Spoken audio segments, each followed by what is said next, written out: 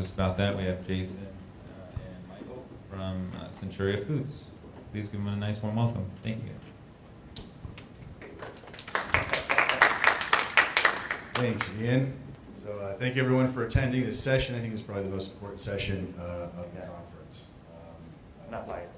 Yeah, clearly not biased. The reason quality is so important is that your quality systems will convert your ability to penetrate markets on a regional and national scale, as well as ultimately in the long run, save you. Good.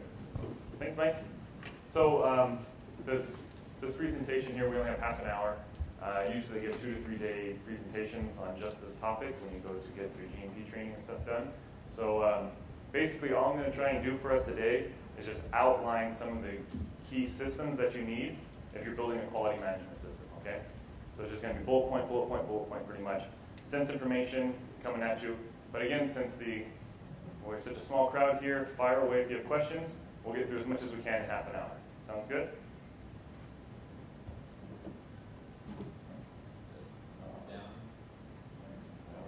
Yeah, so that's what we're doing.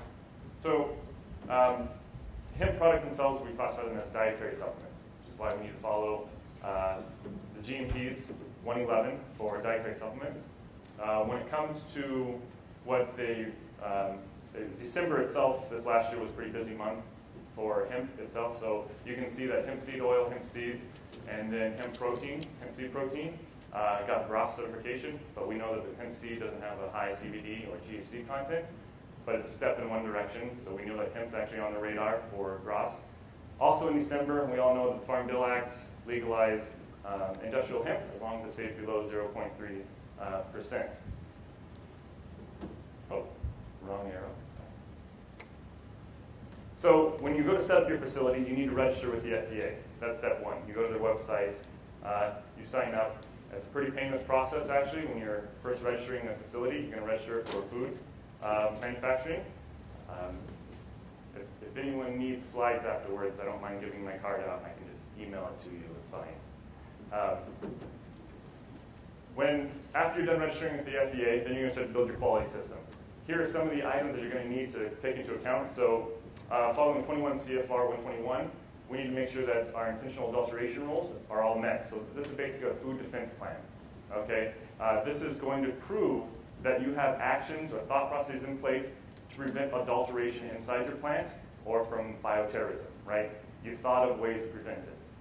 Next up, we have our foreign supplier verification program. If you source anything from outside the United States, it has to come through customs, basically. So you need to make sure that they're a GMP facility. You've done your checks. If not, flown over there yourself or hired someone to go audit their facility to make sure that they're not going to spike melamine inside of a protein powder and send it to you. We don't want to do that, okay? You need to comply with, so I put NSF on here. I'm biased. I like NSF over SQF, but they're all quality management systems. I put this in here on purpose because NSF, at the end of last year, passed a new set of rules to follow, okay? So don't download the old set. I mean, it's a good base jumping point to start building a quality system, but they have a new set of rules out. It's just a little more strict, a little more frequent monitoring, okay? Then, of course, for dietary supplements, so we must do CFR 111. And then for food and for human consumption, we're going to do 117. 117 is a fairly recent addition, so that brings the bar slightly up for all foods and dietary supplements. If you were to gauge regulatory compliance and difficulty, here's food, here's dietary supplements, here's pharmaceutical, okay? So we're very close to being pharmaceutical grade. It's just they have a little extra process steps in there and confirmations.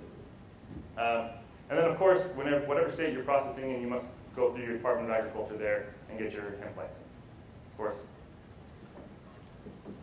Aside from just GMP audits themselves, when you're getting your stuff set up, your quality management systems, those quality management systems translate to other certifications that you're going to get. Basically, if you can get through an NSF audit or an SQF audit for dietary supplements, you'll have almost no problem getting these other certifications. So we have halal or kosher. Basically, what you need to show there is that there's no cross-contamination of products. It's especially important with these types of certifications because there's no way to test if you're compliant or not. It's all about if you have the paperwork and systems in place, procedures in place to appease them, make them feel comfortable. Gluten-free, of course, non-GMO, all of these you can go through and get your certifications. It's just extra auditing and more money. Okay, this slide's going to be a beast. So fill the formula. So what I have outlined here are just some items that you need to be cognizant about when you're building your system. So traceability. Wherever you buy it, that farm, you need to know what the farm, how they grew it, the chemicals they put on top of it, how they extracted it, how you got it to your facility. You need full traceability even when you're manufacturing. What sugar did I get? Where did they get it from? What other lots of material did I use this sugar in including this one? So if there's ever a recall or something happens with your product, you need to be able to tell what that one lot of ingredient went into everything. So usually a nice MRP or ERP system will help, with this process. If not, you're building it by hand, but you need to have full traceability per material, per lot of material that comes through your facility. Internal audits, critical. Usually these are monthly audits that you're going to conduct in-house. You're going to walk around and make sure your rat traps are still in the right places. You're going to make sure your racks are clean. You're going to make sure that no oil spilling out of your machines, no dust collecting on the top, no lights have been broken. Internal audits help maintain. It's almost a preventative maintenance program to maintain compliancy within your facility. Allergen control. Should you introduce allergens into your facility, you must have dedicated clean-out systems for it. You have to show, validate them, that whenever you do your clean-out, there are no allergens left in your blenders if you do something that is labeled as non-allergen. If everything you make is gluten, you don't have to worry about an allergen clean-out because it's all gluten. It doesn't matter. But if you have products or finished goods that are not allergenic, you must have clean-outs. You must have clear segregation and separation inside your facility to store them. Chemical control. Any chemical that comes into your facility, you must know. Quality has to approve it. The soap in your bathroom has to be approved by quality to make sure no residues left over. Your greases that you're going to put on your equipment when you repair them has to be quality. Someone's pulling in WD-40 and spraying it. Is it food safe? Well, we've got to inspect it. We've got to look at it. We've got to vet it. Any chemical that comes into your facility must be vetted by quality. Supplier qualification. When you're going to buy from somebody, I kind of brushed on this with the foreign, you need to make sure that whatever they're sending you on their C of A is accurate. You grab their C of A, you test it yourself, you vet them multiple times to build up trust. You're going to validate that they're a good supplier, and then you can do more skip lot testing compared to the C of A. But you need to vet anyone you buy from, because if you just walk up to a random person on the street first time you met them, would you completely trust them? There's more at stake now here because you could possibly hurt somebody if they give you a bad product. For material control, that kind of ties to our HACCP. This is, we need to have systems in place to prevent, if you get your ingredients and they come in a poly bag inside of a cardboard box and you have to cut that box open in order to weigh out your material, did any of the cardboard fall in? Is the bag inside of it? How do you have ways to remove that if something falls in? Because they're not going to catch it every time something like that happens. So you implement screens. Or if you have metal equipment inside your facility, or stir rods, or agitator blades, what if one of those breaks, or bolt or washer comes off? Do you have ways to make sure that there's no metal inside your product? So this comes down to a HACCP plan down below, but you got to make sure you have metal detection then, right? Preventative maintenance program. That ties back to equipment now. We do preventative maintenance programs to prevent something bad happening to your equipment. If you're to operate until something breaks, great, you're not paying for repetitive maintenance, but that breakage could be 10 times, 15 times more expensive than if you were to just maintain it every 6 months. You develop your own preventative maintenance plan, and you implement it, and you just show that it works. Usually, manuals that you get from your equipment suppliers will tell you how frequently you need to change gaskets or change oil out to prevent something bad from happening. What's even worse is if you do not repair the blade holding or the nuts on your machine frequently, again, what if one of those falls off into your product, and now you have no means to capture it? That's a dangerous area there, because if anything breaks in your process, you need to be able to rebuild it all and definitively prove that nothing's left in your material. Otherwise, it's trash, right? FDA puts a limit on size for choke hazards at 7 millimeters, okay? Anything below that, they say it's not a choke hazard, so screens can usually be around that size to get rid of foreign material. Metal detection still has a limit, right? 1 millimeter size is usually the standard for stainless steel. 1.2 you can get away with. Anything below that, your metal detector is not going to catch it. The issue with steel is it could be sharp. It could poke someone as they swallow it, cause pain inside them. Again, if something breaks, you have to be able to rebuild it completely, or you have a lot of molds for pig farm, right? Your local farm is going to be very happy because you can give them a lot of material. Label review and inventory. This is something that it seems like in the industry is not being maintained very well. I come across labels all the time that are not put together properly. FDA on their site has label guidelines. You can look them up, supplement guidelines and nutritional label guidelines. They kind of outline the structure. A lot of people these days take what they saw in a candy bar and try and repurpose it for a supplement. It's not the way it works. Look up the guidelines, make sure it matches. You can always reach out to consultants or some teams, and they may be able to help you. Usually a label review doesn't take too long, okay? On top of that, any labels you print or receive need to go into a locked cage. One of the fears there is an employee can take the labels, of either yours or if you're a contract manufacturer, your customers' labels, walk out your door, go home, fill sand up into a bottle, go to a flea market, label it, and start selling that. Someone can get hurt with that product's label on it, and you're held liable for the damages from any one of your customers after someone sues them because the product hurt them, right? That's why you put labels under a lock and key. Inside of a cage, and only quality has the key. Validation of critical food safety controls. So I'll touch the HARP-C first. So HARP-C is a hazard analysis risk-based program. It goes with the HACCP, hazard analysis critical control point. So basically, you outline your system. You create a flow for, let's say, your liquid line or your powder line. You create a flow, and you start thinking, is there a chance that there's a biological contaminant that can happen right here? Is there a chance that a foreign material can contaminate or adulterate our material here? Is there a chance a chemical could adulterate our material here? You put this together and you outline the risk at each step. Usually what you're going to find is, great, at my last step when I go to package, I'm going to run it through a metal detector and make sure there's no metal inside of it. After blending, when it drops out of the mixer, I'll have some sieves there to make sure that any large particle matter gets pulled out right away. And then of course you'll review all of those sievings to make sure it's nothing metal or dangerous that you need to hold back the product or re-sieve later. But you build these systems for every type of flow inside your facility. Again, powder, liquid, encapsulation. You make a flow beginning to end, from material going in to product coming out, and you assess risk. This system takes a long time to build because it's not just one person that usually throws it together. It's a team because you do not want to miss anything, because this is one of the critical steps to make sure that you have safe product leaving your building. And then with those, once you set those up, you have to validate. The validation is metal detection as an example. You're grabbing a piece of metal, you're throwing it into your jar that your powder or your liquid is, and you're running it through multiple times to make sure it captures it every time. 10 out of 10 times, not 9 out of 10 times. Would you want 9 out of 10 products be good and the 10% can damage and hurt somebody? No.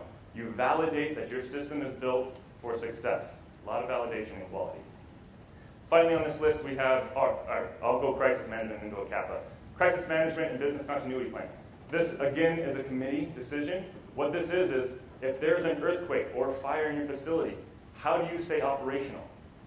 How do you keep money coming in that way the company doesn't shut down or die down?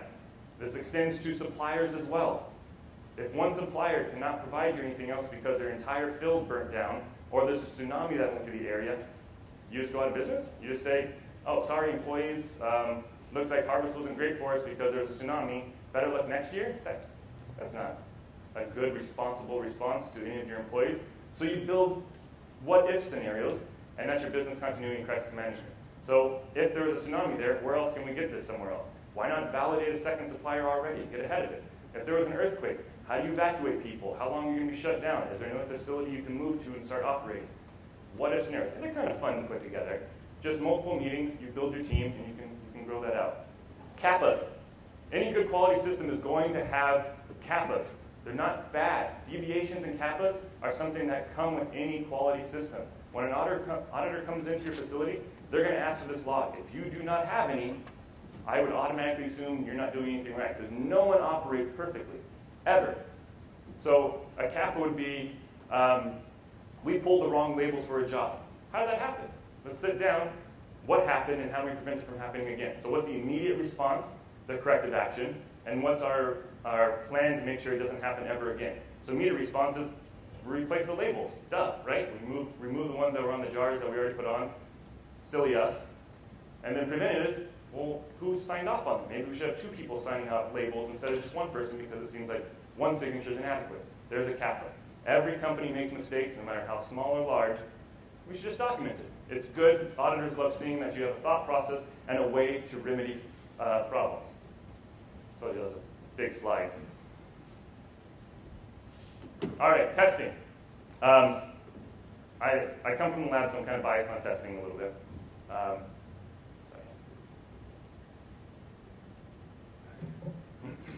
Oh. All right, so how many people here have followed every single line item on the previous slide and know exactly what Jason's talking about? That's right. Amazing. So yeah, this can definitely be a little overwhelming, given the volume of information that has to be compiled for every single company. And so at this point, do you guys have any questions that we can answer on? Yes. No, Mike, okay. Question is, so does this relate to if I don't market my product as supplement? Oh, so that's great. So that's a wonderful question. If you don't do supplements, let's just say you're an ingredient manufacturer, you're not held to the supplements unless you know your customer is putting it into supplements. A good rule of thumb is if you know the industry is going that way, why not just comply with it, right? I get that. But ingredients, you can kind of slide under the radar a little bit, not as strict, especially with the testing side is what I'm going to say. The line clearances and the quality HACCP system, you should always have those. But testing is as a follow-up, so say vaping does not Okay. consider food at all, right? Vaping is a consumed item, though, and it's aerosolized, so it's very high uptake. So, I mean, I am not up on vape regulations, but I would treat it as a dietary supplement because you can really hurt somebody, both with if you sell the housing systems themselves, if those get too hot, there's studies that show you can create harmful chemicals. Recently, one just came out where a cartridge exploded on someone. If your cartridge that you buy to put your vape in is sourced wrong, we've seen leaching of lead into the actual oil, and that's something that someone's inhaling, going straight into their lungs and bloodstream. So I mean, it's a business decision to me, and at this point, that's what I feel, because I don't know where the regs are on it. I'm going to tell you now, but it's something to look into. Right, May but I add something just Go from ahead. a professional perspective? I'm a doctor in pharmacy, and I've done compounding pharmacy techniques for such a long time. 2012, there was an outbreak of fungal meningitis, and it was because everybody that had a hood basically was able to create and compound stuff until finally the FDA put together some strict guidelines that forced everybody to become very compliant and careful with what they're making. So my suggestion to everybody who's going to be in this business, even though there's probably not a set rules yet exactly to how to do things, but I would do the extra step. So he's giving you the bare minimum, but if you think that vaping, well, it doesn't really fall, it's not herbal, it's not this, I would treat it like a medicine because it is an immediate penetration into your system and it works in less than a minute. Yep. so you call that minimum, bare minimum? Oh, this is actually not bare minimum. This is nothing. I'm being I'm serious. just joking. Once the Yeah. FDA steps their foot in there, you'll be surprised how many people are going to shut down. I'm being serious because that's what happened with the compounding pharmacies. A lot of them actually ran out of business. They couldn't afford to keep up with what they were putting in place. So I was going to say this to the end. Every dollar that you invest into quality usually returns about $16 to the company, depending on what site you look at. I saw some say 22. I don't believe it. But that comes from product recalls, brand deformations, quality, consistent product coming out your door, systems being built, capital programming. Every dollar invested is about $16 returning to the company. It's difficult, convincing your CFO that that's what it is, because quality is the anti-sales team. It's hard to gauge ROI, but that's about what they calculated at. So it's very important. Mike brought up our prop. Just to let you know, this is about all the SOPs that we need to operate our facility. Not including forms, not including audits, not including anything like that. Just procedures on how we do stuff. This is how big it is, okay? This is a standard quality management system, okay? This is a good one. So I think that everyone here should email Dr. Hastings to at least get these slides, and so you just want to make sure that the vendors that you're working with, understand all the items he's going to be covering in these 30 minutes. By the way, this is usually a three-day speech that Dr. Hastings has that we're trying to squeeze into 30 minutes. Nice gloss over. But yeah, any questions we can definitely handle via email afterwards. And again, kind of informal, I don't mind. If you have questions, like you did, just fire away. Raise your hand or just speak up. It doesn't distract me or interrupt me in any fashion. Okay. Testing. So when you go to manufacture any item, you need to make sure that the equipment about to go on is clean. The room's clean. It's set up. There's no previous material inside there. This is all part of a line clearance. It would be really bad for your employees to start mixing a product and there's some residual powder from another material inside there, and they add that to that one. Now you're throwing all of that away. Hopefully you caught it, and you're responsible people. You're throwing all that away because you cannot repurpose it because you threw in a bad ingredient. Now you're not meeting label claim. All because you didn't want to spend 5 minutes to clear the line. It's a sign-off. It's a log. You have these posted outside the rooms. If you have a developed ERP system, you can make it electronic, where people put in their employee ID and say that they did it, and you can see it, or you can take pictures and attach it to it.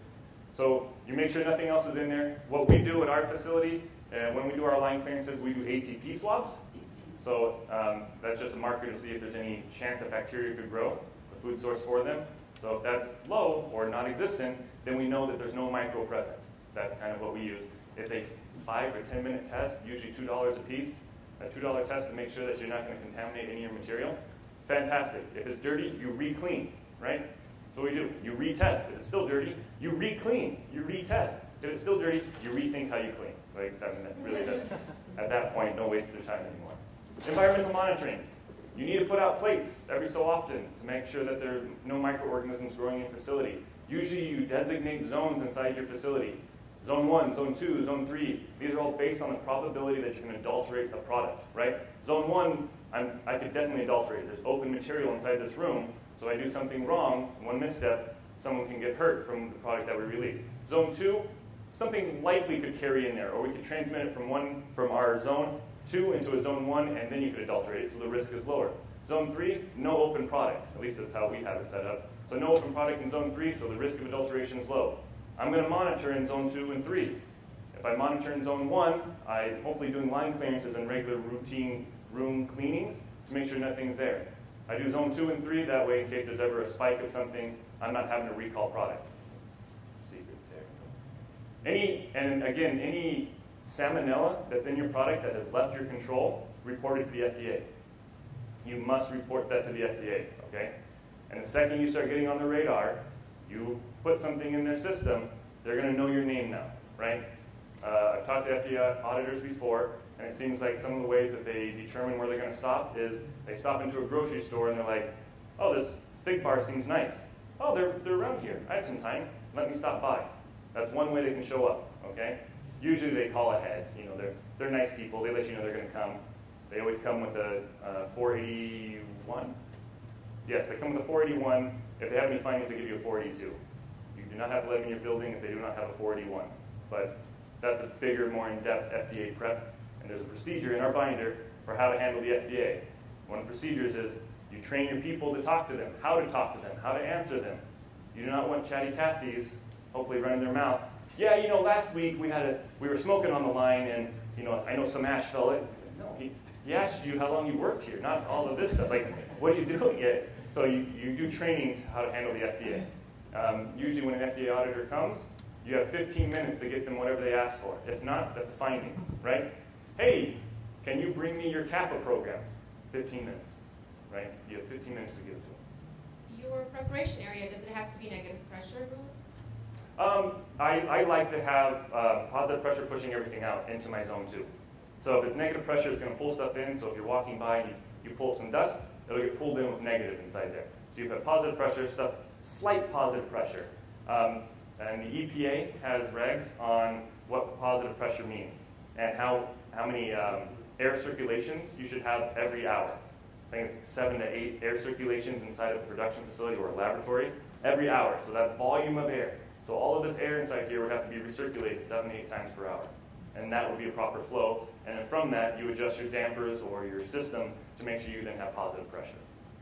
You can usually tell that because your door goes this way, slightly. That's it. Sorry for you guys that way. Temperature and humidity controls. We manufacture in the arid desert of northern Nevada. It gets warm in our facility in the summer. Do we have proper temperature controls to make sure that none of our materials will be damaged by that heat? We don't have to worry about humidity there, but if you manufactured in San Antonio, Texas, oh man, and you're trying to do dry powder manufacturing, how do you control that environment? It's going to be crazy humid, so you'd have to do stuff to adjust your air, condition your air.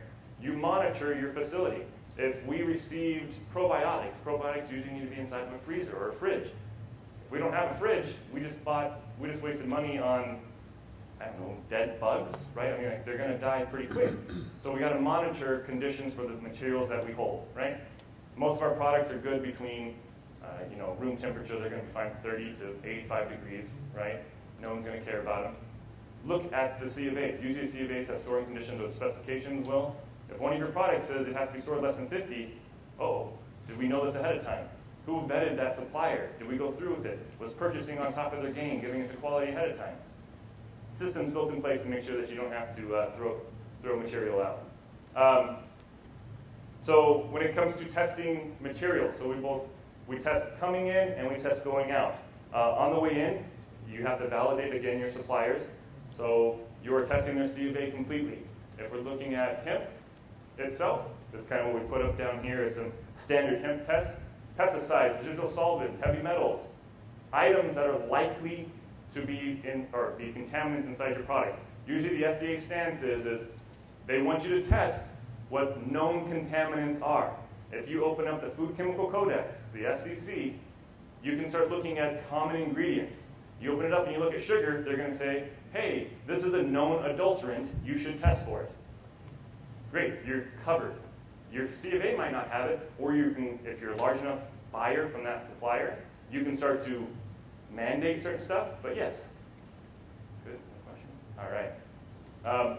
On the way out, again, you're testing on the way out.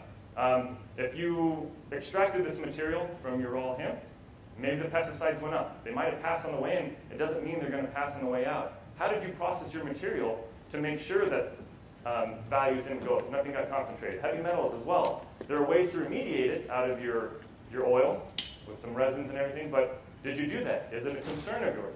Maybe you should just test to make sure no one's going to get hurt. If you sell into California, Prop 65 is a pain, right, for lead levels. We all know that one. Any one of these testings, though, you must validate any of your methods or send it to an ISO 17025 lab, okay? Always ISO 17025. Almost every lab has it nowadays. If your lab that you're using does not have that, request it or find a new one. 17025 is the laboratory equivalent of the GMPs. It's GLPs, but on steroids. They need to do uncertainty calculations, make sure they have proper validations, their controls are well. Everyone needs it. If you sell finished goods, labeled finished goods that have supplement facts on it, and you're trying to use your internal laboratory to test it, through FSMA, effective at the end of May this year, no matter what your size your company is now, you must be 17025 accredited. It's about $16,000 to $20,000 for the audit to take place, but you must do performance testing, okay? So if you label it yourself or your consumer good manufacturer, you label someone else's product, it must be tested through 17025 laboratory, okay? Equipment control, oh, I'm running out of time. All right, here we go. Good, this will be my last slide anyways. Specifications. Usually when you receive an ingredient in, let's say it's vitamin C, you're going to have a specification range that's allowable. You do not want to handcuff yourself when you're making your own products, right? So if you receive or you manufacture vitamin C, let's say, you can say I have a 95 to 101% material, right? That's your specification. If it falls outside of there, it's out of specification. If your process makes it difficult for you to nail 95 to 101, why do that? Why not make it 90 to 103? And it goes above 100 for testing reasons, calibration curves. That's why it goes above there. But then don't handcuff it. If your customers allow you to have a broad specification, keep a broad specification. Conversely, if you're receiving material in and you need a fine specification, you're probably going to have to pay extra for it. If you're going to buy crude material, extracted material, and it's coming in and you need it at 65 to 70%, good luck trying to get that with all the variability from plant to plant, extraction to extraction, field to field. But if you say that, whoever's making it for you has to deliver it. That's what you're paying for, right? So you must maintain your specifications across the board. That comes with even your line clearances, any testing you do, you have your specification. ATP, what's my limit, what's my specification for what's passing? Usually you can look that up just in the manual of the Hygiena or whoever you buy it from. Calibration program, again, you have to calibrate all of your stuff, all of your tests, all of your systems. Go through, develop a design of experiments, challenge it, make sure it works for what you're trying to tell it to do. Equipment sanitation records, anytime you clean, do repairs, hop inside of it, you gotta log it. I mean, to me it's common sense there, but anything you do, you must log it, because if you did a clean out on it, and you didn't log it, how do we know that when you made the allergenic material and you went to non-allergen, that you did a proper clean, or that there was even a clean? So now that product, in the FDA's eyes, is adulterated or could affect someone. Falco lists 8 major allergens. So nuts, peanuts would be a very bad one. If you process something with nuts in it and you went to a label that did not have nuts, you're supposed to do a full cleanout. Where's your calibration and verification that the cleanout was done properly? If you do not have that, that's potential recall, right? Production and process controls. Again, just controlling how you go through your production. I touched on this a lot. Equipment qualifications, IQ, OQ, PQ. When you go to buy equipment, you should know what you're speccing it for. A great example would be the probiotics. You need to hold them at 4 degrees Celsius. You buy a refrigerator that only goes down to 10 degrees Celsius. That wasn't a good installation qualification, right? You buy equipment that is meant for your process. Right? If you wanted to try and push through 120 hours of material to extract every hour, and you bought equipment only capable of doing 60, that wouldn't make sense, right? So you look out ahead of time to make sure you're speccing it properly. Operational qualification. You get it in, you power it up. It's drawn the correct amperage, it's set up the same way, the right way. It's not going to blow out or blow up or hurt anyone. Performance qualifications. It's doing what you want it to do.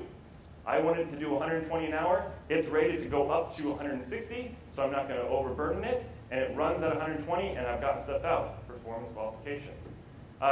Batch and master manufacturing records. These are a challenge to put together. If they're a dietary supplement, you must have a master manufacturing record before you blend. It's a requirement. You can still kind of blend now. I'm going to say you must have them. I'm sure people get away with not having them right now.